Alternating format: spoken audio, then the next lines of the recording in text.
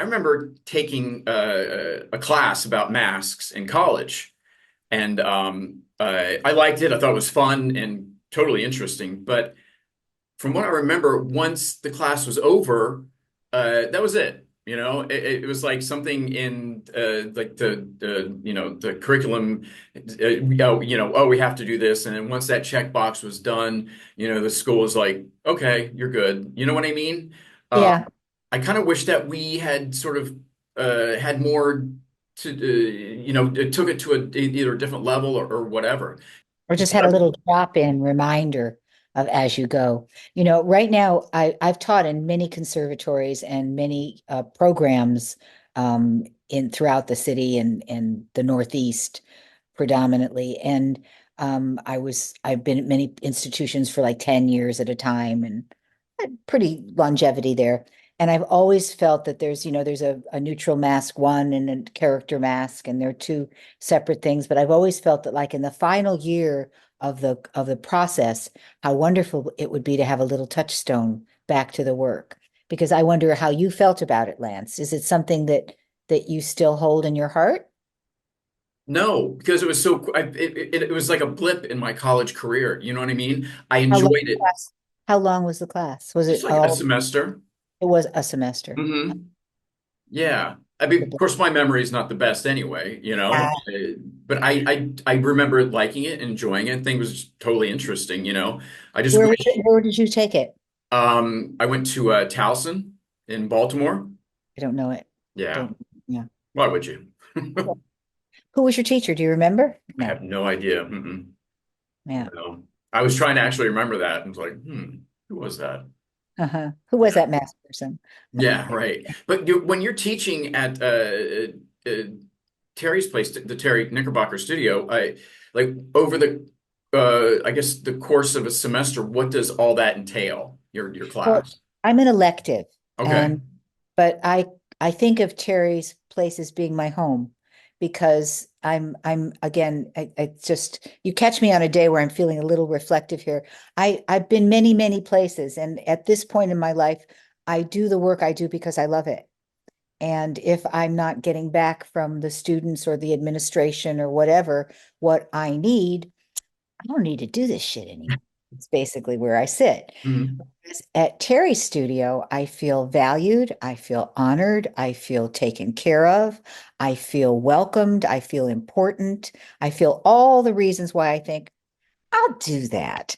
I'll schlep all the way from upstate New York down to the city to teach for a few hours just to do that. But what we're at a time in the universe right now where money is tight, and I'm not part of it's not a conservatory program where everybody needs to take a semester's worth of me. What Terry's just initiated this year is everybody took, I gave them one class for everybody in the new conservatory year. And it was wonderful. I truly, I love the students that he attracts. They're just interesting, wonderful students. So I'm very happy there. It feels like a home to me. I do wish that, excuse me, I'm sorry about that. Just turn it off. Um, I do wish that there were a way that, magically everybody could have shekels from above and have enough money to do everything, but it's just not the reality at the moment. Mhm. When I've taught at other institutions, it's a different situation. It's always a different situation. So, Like, what is it about masks that you like or love so much that you sort of because I know you started out as an actor first, yeah, from what I read, I'm an actor that and I have, that yeah. you pivoted your career towards it. Well, in 1981, I had gotten my second rave review in the New York papers. This was from the New York Post. I'd had one in the New York Times, and I thought, I had a terrible agent who inherited me from my darling agent who died of AIDS, and I just was in despair. And my mother had died. She left me a little money, and I thought, when in doubt, buy a plane ticket. And my girlfriend taught me about this place called Bali, where there was the island of the gods and everybody was an artist. Everybody just did that all the time. And I thought, Sounds like where I need to go. So I bought a plane ticket. Now, this is 1981, mind you. So the world was a very different place, and traveling to Bali was a really ballsy thing to do. And I just did it and was rewarded tenfold because I found I found the you know that road, the yellow brick road that Mhm. takes you exactly where you need to go. I just found it. And every step of the way I was led, I was guided, I was welcomed, I was led, I was guided, I was welcomed, and I found myself with the same teacher that Terry has masks all over his studio of, Iribagosanam. Now, Iribagosanam was a very revered mask maker in Mas, Bali, where a girlfriend of mine told me I need to go, and I went there and found him, and he found me a little hut. I mean, sounds like a fairy tale. When I tell it, it's like, oh, I did that. That was my life. But I did. I found a little cottage on top of a ravine where I watched the parades go by of It was unbelievably beautiful. And Anom made me three masks based on some work I was doing on the Delsart system of expression. Now, you have a MFA, you're a theater geek? Are you a theater, Yeah, I'm an actor. Yeah, I have a bachelor's degree. right? Well, most people don't know about Delsart. Delsart is kind of one of those obscure teachers who not very many people have heard of, but I studied him. So I learned that he had three zones that he was interested in, the mental, the moral, and the vital zone. This is a circuitous way to answer your question. The three zones of their face were the forehead and eyes for the mental zone, the nose and cheeks for the moral zone, the mouth and chin for the vital zone. And I asked Anam to make me three masks based on this system, and he did. It took him a month because I wasn't in a hurry. And they, when they stamped my visa last extension, I had to go. I did a little more traveling through Asia. And when I finally got home, it was 6 months that I was in Asia, I called my girlfriend Leslie and I said, "Come help me. I can't open my closets. I can't go because I've lived perfectly fine without all this shit. Now what am and so we went and I had met a woman there, a woman named Eileen Pinder, who used to run the Balinese American Dance Company. And Eileen had a big loft on Franklin Street, and I went into her loft and began to work with masks. Now, the wonderful, I'm just going to just tie just briefly because I did say that Terry worked with the same teacher. Terry has masks from my same teacher. So there's all this reasons why I feel so welcome there. And my friend Leslie and I studied these books, and we played, and we we played. We made shit up. We looked at the books. We looked at the masks, and what I found immediately, and this is why I love masks so much, is that the power of transformation was huge. That I could be me on a bad day. I could be me feeling ugly or horrible or me feeling whatever I was feeling, and that the mask could take me elsewhere. And that was everything. And in the course of my studies, I developed a system of working. I had some wonderful collaborators, wonderful people that I worked with, and we developed a system of mask work. And over the years, which is now 43 years, I've been working with masks. It's a long friggin' time. And I have now, I'm, I know what I'm doing. And I have wonderful assistants now. I used to call them my assistants. Now I call them my colleagues because they've been there with me too long for them to be my assistant, although they do facilitate my work profoundly. I travel around the city with large bags of garbage, not smelly, awful garbage. Garbage like, well, this could be garbage, something, anything. I'm just picking up off my table, something to make sound. I call it a garbage orchestra, Mhm.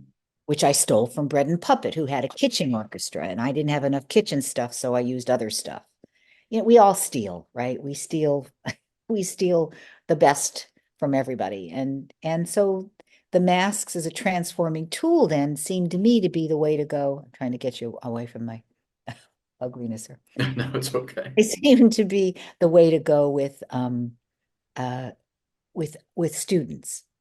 And that if I could figure out a way to let them have the feeling that I had, and if I could figure a way to help them understand it and come to acknowledge their own creativity, that something really wonderful could happen. And it worked. You know, my kids, when they play, they'll put on a mask, along with like maybe a costume or something, and you can see them transforming in on a dime, you know? I'm like, It's but Yeah, it's amazing to me, uh, that can happen, and I feel like as we get older, obviously that doesn't happen anymore, or like we get in our own heads, you know. When you are working on a character in like rehearsal or something like that, um, I feel like going back to sort of that, it's like putting on a hat or something, you immediately feel like you're a different person sometimes, depending on the hat, I guess. right, You know, right. is that kind of what you are helping to sort of help with actors on your end? You know what I mean? Exactly. That's exactly it. That is exactly it, Lance. And what we do a lot of journaling in class. After an exercise, I release them to their journals, and then we share. So, I mean, that's part of the whole structure of the class is we do an exercise, we journal, and then we share. And from that process, you take ownership. You take ownership of the experience and ownership of the information that you garnered in that experience. And eventually, my hope is that it becomes a part of you and that you can take it into everything you do. What I tell my students is you put the mask on and you can put the mask on in your imagination and just be that serene, wonderful person that you discovered when you need it. If you need it, you call it up, you let it be there for you. So, like that. If I got a part or something like that, or I was auditioning for something, how would I just what you just said, I guess just imagine like an imaginary mask or something, like pretend I'm putting something on. I mean, just thinking about that, now I want to try it out, you know? Well, come take my class. Lance, there's one starting like in 3 weeks or something at Terry Knickerbockers for 10 weeks on Wednesday morning. Mm. Come take it. And I'll share it with you. You just actually put your finger on something that I would be a next step for me, which would be to work individually with actors on texts, on things that they were working on. And another way of discovering, like you take a character and you use a mask to go deeper into the character. That's another way that's something I have not done much. I did it like really early on in my career when I was working at the national, the in the O'Neill Theater Center in New London, Connecticut. I had this boss who was amazing. I never worked so hard in my life. She really worked us like dogs. It was truly, I'd had like 17-hour days with 40 students. It was unbelievable. But we would work on different particular things with the mask. So it's an interesting thing. But if you have a curiosity and you owe it to yourself to come and see what you might be able to learn there, it might really take your work to another level. I know You should you check it direct a out. lot as well. I Uh, do. This is yeah. actually I say that very enthusiastically because kind of gobsmacked is what that's happened. I let all these jobs go.